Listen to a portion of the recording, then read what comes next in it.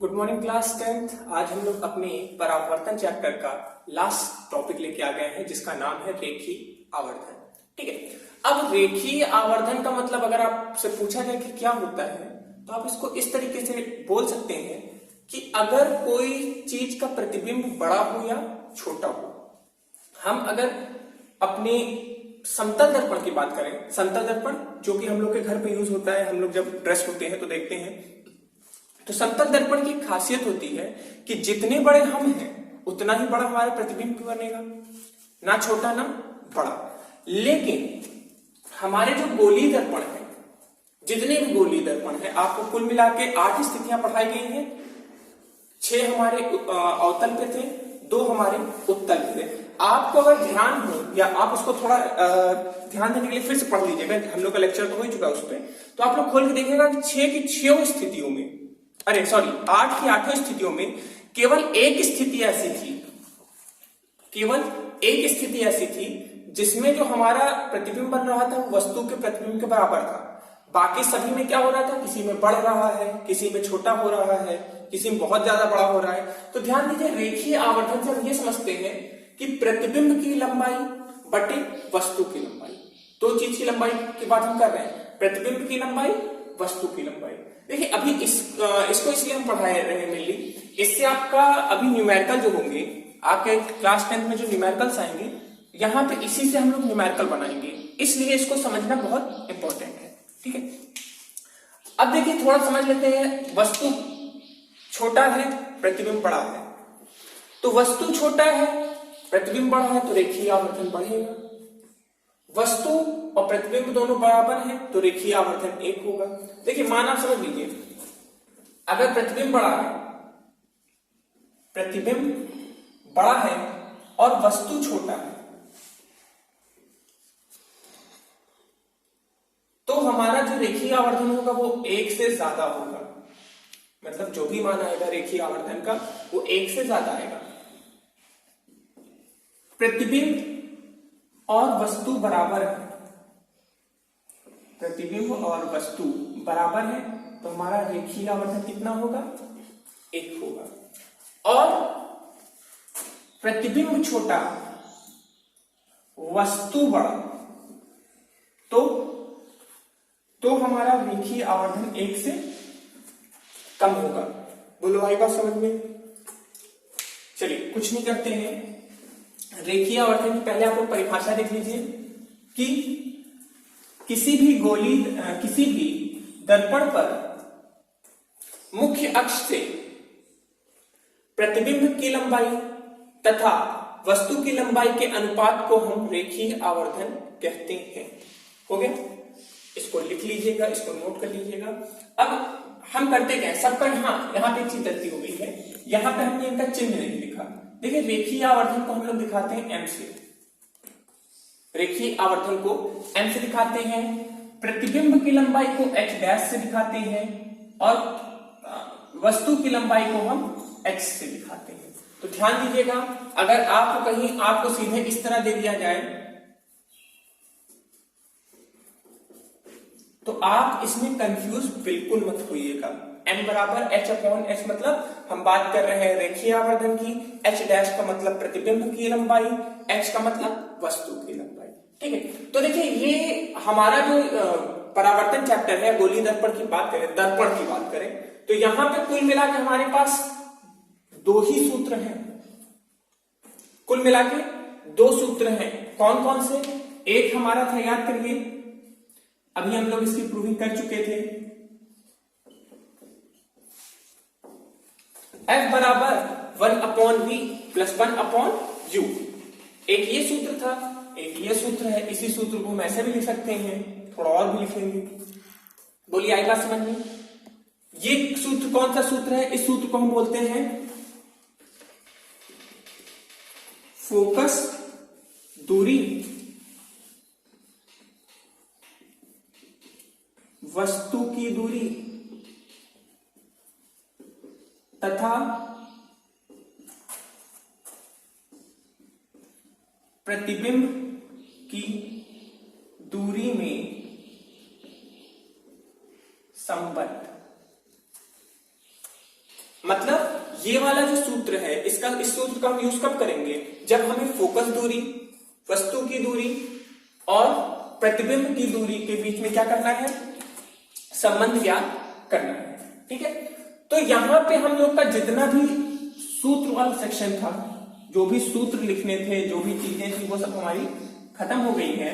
अब हम सीधे क्या करेंगे, अब हम इस चैप्टर से रिलेटेड न्यूमेरिकल्स बनाएंगे। न्यूमेरिकल बनाने के पहले एक बार हम लोग ने पिछले लेक्चर में, कुछ लेक्चर्स पहले हम लोग ने डिस्कस किया था चिन्ह परिपाटी के बारे में।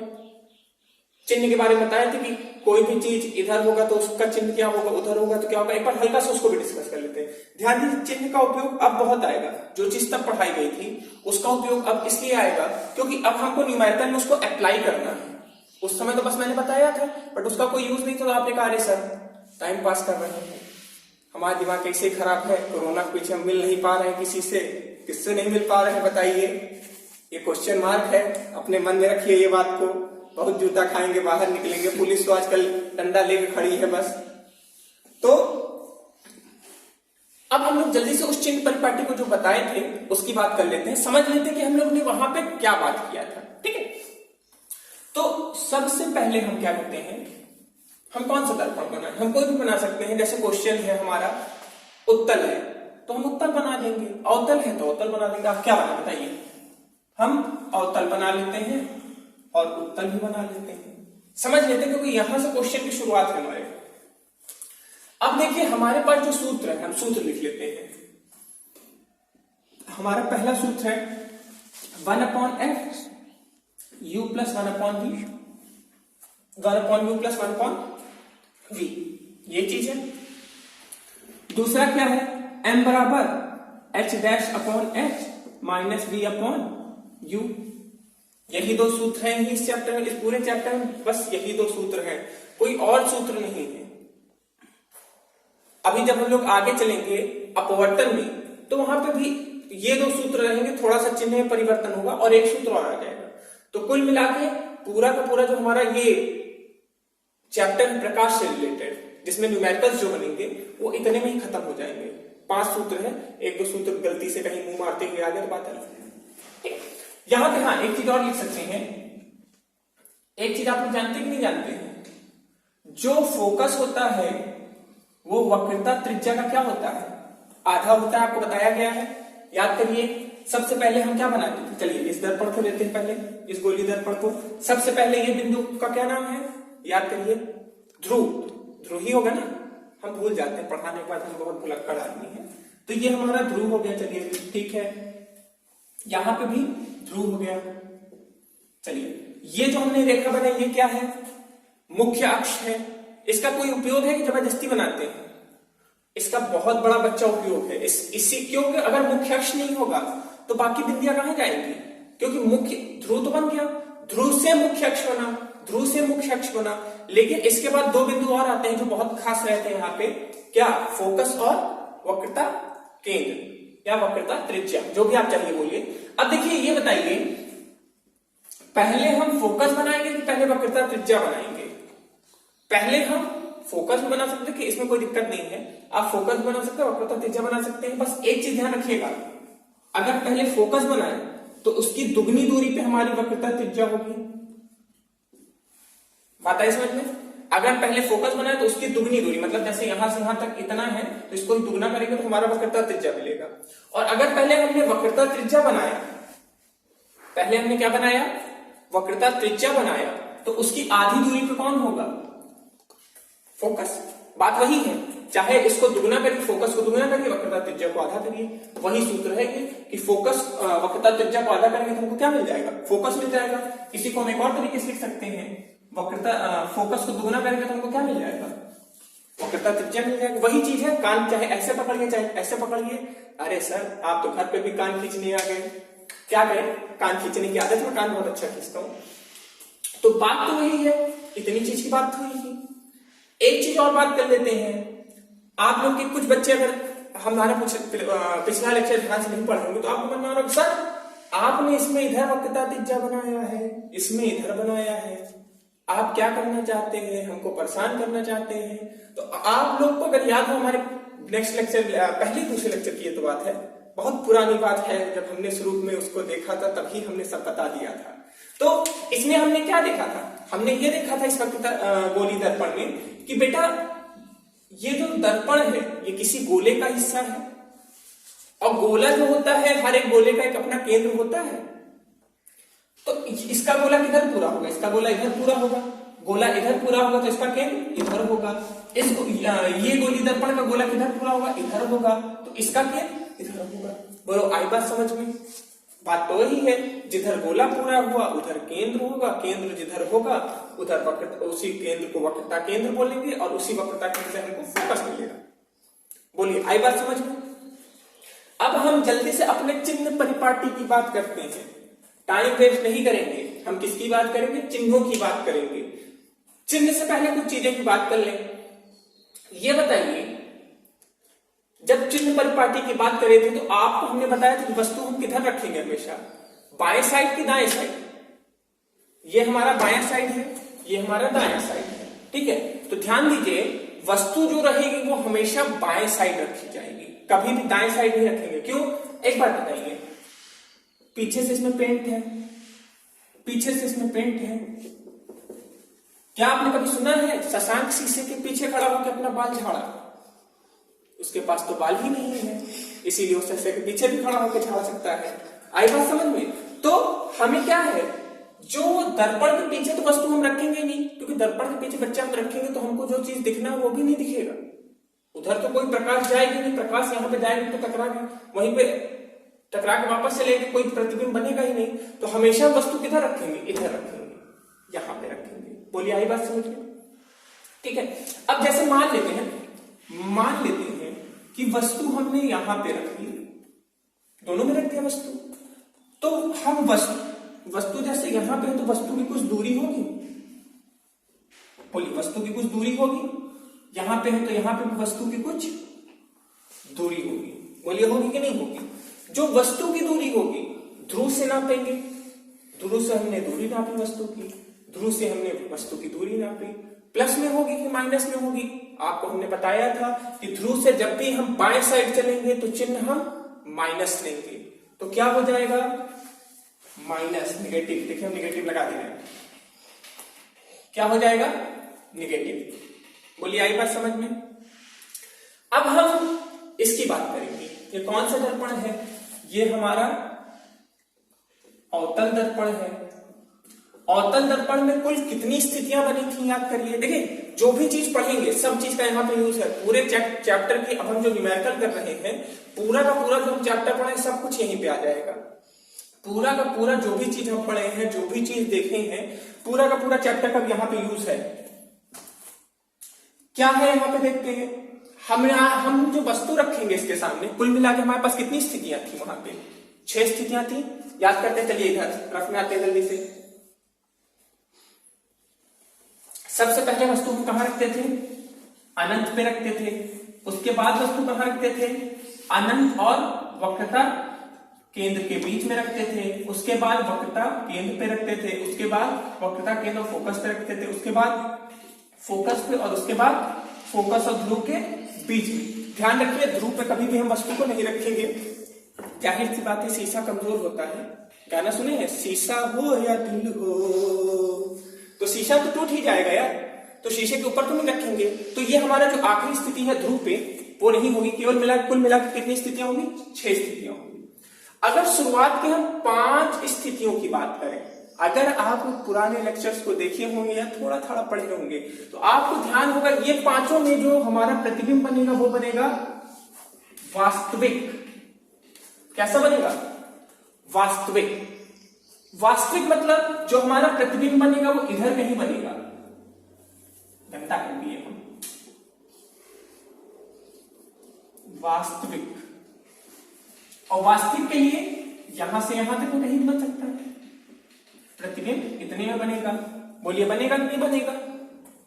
और प्रतिबिंब, वस्तु इधर है, मतलब वस्तु का जो मान है वो u है, और प्रतिबिंब का मान जो है वो क्या नापेंगे? ध्रुव से नापेंगे, v नापेंगे। तो u का मान भी क्या होगा? माइनस होगा। v का मान भी क्या होगा? v का मान भी क्या होगा? निगेटिव होगा। क्यों? क्योंकि ध्रुव से कोई भी चीज को अगर हम बाएं नापेंगे तो वो किसमें आएगा? निगेटिव में मान आएगा। इसमें कोई दिक्कत नहीं होनी चाहिए, एकदम कॉमन सी चीज है। और वो आखिरी में जो अकेला बच गया लड़का, उसकी बात करते हैं। ये बेचारा अकेला तनहा तनहा था, तो इसका स्थिति क्या होगा बताइए? इसका ये होगा, आपको ध्यान होगा कि इसकी जो स्थिति होगी वो दर्पण के पीछे बन रही थी। कहां पे? दर्पण के यहां कहीं बन रही थी। बोलिए बनेगी? दर्पण के पीछे बनी। दर्पण के पीछे कोई भी प्रतिबिंब बनेगी तो वास्तविक होगी या आभासी होगी? आभासी होगी। आभासी है तो उसकी भी दूरी नाप ले। मान लीजिए यहां पे बनी, हमने ध्रुव से यहां तक की दूरी नापी। अब एक बहुत महान आदमी बोल गए थे कि दर्पण के दाएं ओर, दर्पण के दाएं ओर या ध्रुव के दाएं ओर जो भी वस्तु रखी जाएगी, जो भी दूरी होगी, उसको हम किस में लेंगे? पॉजिटिव में लेंगे। तो जब आभासी होगा तो क्या होगा? आभासी होगा तो v हमारा पॉजिटिव हो जाएगा। बोलो आई बात समझ में आई कि नहीं है? तो जितनी चीज थी हमको सब समझ में आ गई। एक चीज और ले लेते हैं, मतलब f के बारे में हम समझ गए। f इधर है, निगेटिव है इसमें। f इसमें इधर है, इसमें क्या होगा? पॉजिटिव होगा। वस्तु इधर है, देखिए ध्यान दीजिए, वस्तु तो हमेशा इधर रहेगी। वस्तु कभी इधर उधर नहीं करेगी। मैं कभी इधर इधर उधर इधर उधर नहीं, हमेशा इधर ही रहेगी। तो वस्तु इधर है तो हमेशा ही क्या रहेगी? सोचिए सोचिए सोचिए, इधर जो भी होगा किसमें होगा? निगेटिव में होगा। इधर जो भी होगा दर्पण के पीछे पॉजिटिव में होगा। तो वस्तु इधर रखी है तो निगेटिव। प्रतिबिंब इधर बन रही है, मतलब प्रतिबिंब जब वास्तविक बन रही है तो निगेटिव। आभासी बन रही है तो पॉजिटिव। बात आई समझ में? इसकी बात कर ले, बेचारा ये अकेले बैठा है।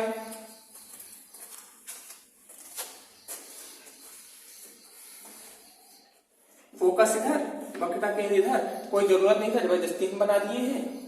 अब पहले इसमें बात हम ये करेंगे कि हमारा उत्तल दर्पण जो होता है उसमें कितनी स्थितियां होती हैं, वस्तु को कहां कहां रख सकते हैं। तो आप भी जानते हैं यहां पे बिंदी तो बीच में है नहीं, क्योंकि बिंदी से ही तो संख्या बढ़ती थी। यहां पे कोई बिंदी नहीं है। एक हमारा पहुंच गया अनंत पे और एक हो गया अनंत और ध्रुव के बीच में। कुल मिला के केवल और केवल दो स्थितियां बनी, दो के अलावा कोई भी तीसरी स्थिति नहीं हुई है यहाँ पे। तो दो, लेकिन हाँ यहां पे जो दो की दोनों स्थितियां हैं बच्चा, दो की दोनों स्थितियों में यही दिक्कत है कि जो हमारा प्रतिबिंब बनेगा आभासी बनेगा। कैसा बनेगा? आभासी। एक बार फोकस में बनेगा, एक बार फोकस और ध्रुव के बीच में बनेगा। और आभासी है तो आप भी जान सकते हैं कि वस्तु की दूरी किसमें रहेगी? निगेटिव में रहेगी। फोकस, अब देखिए इसमें, हाँ इसमें बात करने लायक है।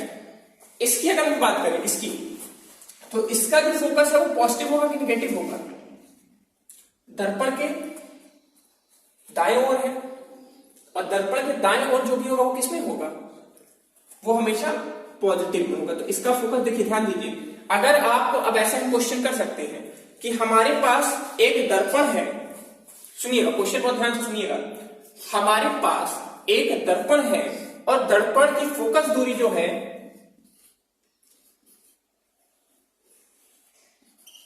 +10 सेंटीमीटर है। दर्पण की फोकस दूरी कितनी है? +10 सेंटीमीटर। तो बच्चे इससे क्या होगा? सोचिए, आपका दिमाग होना चाहिए, तुरंत आप बता सकते हैं दर्पण कौन सा है।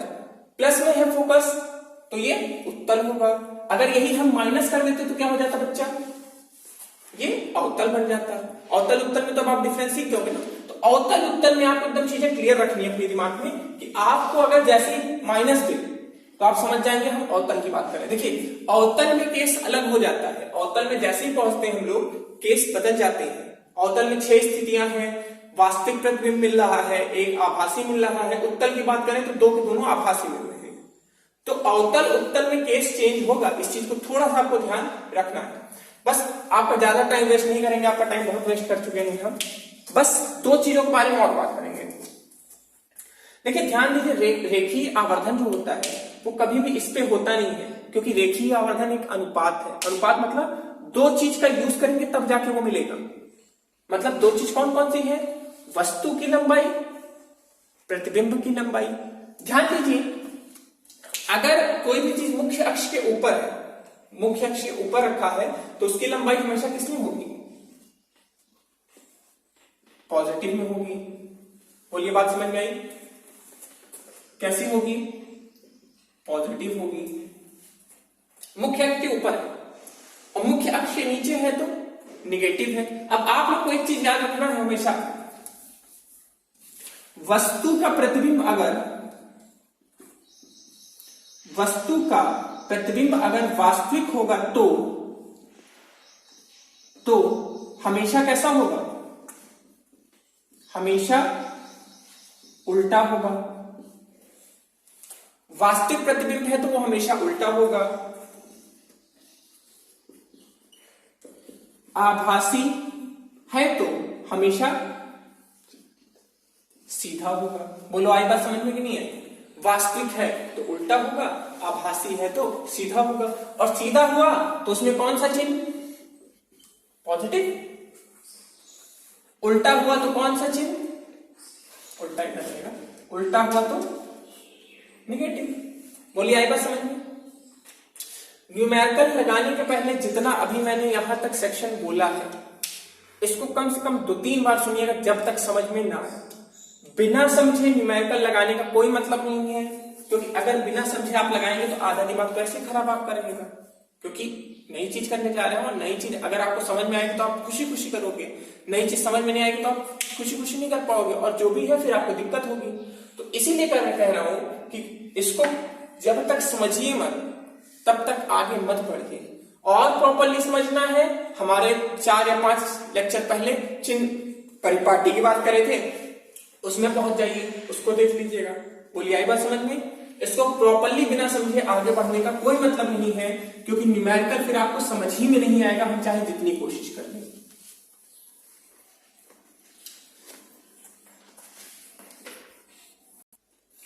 अब देखिए, हम लोग एक न्यूमेरिकल उठाते हैं जिसको हम लोग करके देखते हैं कि कैसे होगा। ठीक है, क्वेश्चन पहले प्रॉपरली पढ़ लीजिए। एटलीस्ट 2 से 3 बार मैं आपको ये रिकमेंड करूंगा कि 2 से 3 बार आप उसको पढ़िए ही पढ़िए। इससे क्या होगा कि आप एटलीस्ट कुछ हद तक क्वेश्चन में जो जो कंटेंट दिए गए हैं आप उसको निकाल के समझ पाएंगे कि आपको करना क्या है। ठीक है, क्वेश्चन एक बार मैं पढ़ लेता हूं। 16 सेंटीमीटर वाले फोकस दूरी के अवतल दर्पण के सामने एक वस्तु 8 सेंटीमीटर की दूरी पर रखी है, प्रतिबिंब की गणना कीजिए। ठीक है, तो सबसे पहले जो जो चीजें हमको पता है उसको निकाल लेते हैं। वही तरह हल दिया है, क्या क्या दिया गया है? 16 सेंटीमीटर फोकस दूरी। इसके पहले मैं चाहूंगा कि आप लोग लिख दीजिए अवतल दर्पण के लिए। ठीक है, ध्यान दीजिए, इस लेक्चर में तो हम लोग पर ज्यादा टाइम नहीं है, तो हम केवल अवतल दर्पण के लिए करेंगे।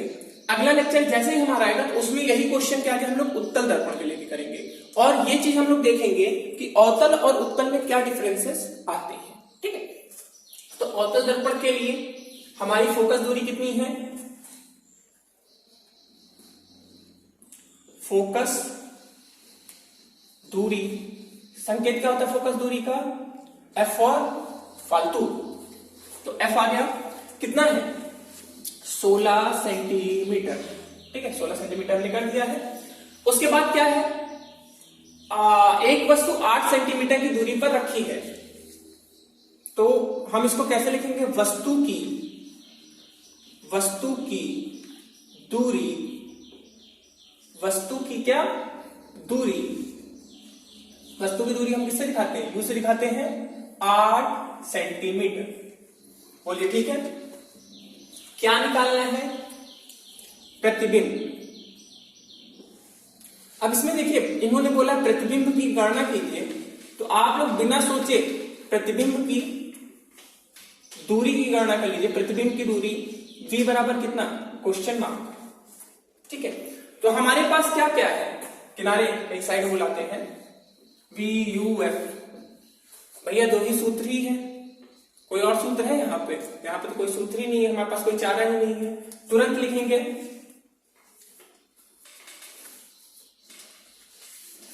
दर्पण सूत्र। जब भी त्रा बनाता हूं के बन जाता है। आप लोग क्या ये करते हैं? आप लोग की बद्दुआएं लग गई है। देखिए त्रा को के बना देते हैं। दर्पण सूत्र से 1/f बराबर 1/u प्लस 1/v। सूत्र तो सभी को याद हो गया होगा, बट एक चीज अभी हमको ध्यान देना है, हम अभी तक जो अपना परिश्रम जो हम लोग ने तप किया है, हम लोग तप मतलब समझ रहे हैं, जैसे ऋषि मुनि वो करते हैं, एकदम मेहनत करते हैं जाके, तो हम लोग ने तप अभी थोड़ी देर पहले किया था ना, प्लस माइनस क्यों करे थे, प्लस माइनस जानने थे, उसका अब उपयोग होगा। कैसे? चालू देखिए, हम लोग जल्दी से एक अवतल दर्पण बना लेते हैं, फोकस इधर होगा, वस्तु, अब देखिए फोकस दूरी कितना है, 16 सेंटीमीटर, बोलिए 16 सेंटीमीटर है। ये इसके इस तरफ है, ध्रुव के दाएं तरफ है, और ध्रुव के दाएं तरफ होगा तो क्या होगा, प्लस की माइनस, माइनस होगा, यहां पे क्या लगा देंगे हम, माइनस लगा देंगे। बोलिए होगा कि नहीं होगा, तुरंत सोचते जाइए, जल्दी जल्दी, एकदम साइंटिस्ट बन जाइए थोड़ी देर के लिए। फिर है वस्तु की दूरी। अब देखिए जाहिर सी बात है, ये बच्चा भी बता सकता है कि 8 बड़ा होता है कि 16 बड़ा होता है, तो वस्तु इधर रहेगी कि इधर रहेगी, हम इधर से नाप रहे हैं ना, तो पहले 8 इधर पड़ेगा कि इधर पड़ेगा, जाहिर सी बात है इधर नहीं पड़ेगा। बोलिए पड़ेगा कि नहीं पड़ेगा, हमारा वस्तु की दूरी हो गया 8 सेंटीमीटर, और ये भी किसका इलाका है, इलाका तो हमारा होता है, नहीं गलत बात नहीं, 8 सेंटीमीटर, ठीक है। तो ये -8 सेंटीमीटर हो गया, बस हमको कुछ नहीं करना है, वैल्यूज को इसमें रखना है और इसको सॉल्व करना है। तो आप लोग इसको कर डालिएगा, अगले लेक्चर में जब हम लोग मिलेंगे तो इसका कैलकुलेशन करेंगे। इसका हम उत्तल दर्पण पे देखेंगे। क्यों देखेंगे? क्यों हमको आपको मेनली ये बताना है कि एक छोटे से शब्द से उत्तल दर्पण में अलग केस बन जाएगा, अवतल दर्पण पे अलग केस बन जाएगा, तो हमको ये बात करनी है। तो इसीलिए आज यहीं पे आप लोग से थैंक यू चाहेंगे, कर लीजिएगा, ये बहुत इंपॉर्टेंट, मतलब न्यूमेरिकल पॉइंट ऑफ व्यू से जो हमारा ये आज का लेक्चर है ये बहुत इंपॉर्टेंट है। Thank you.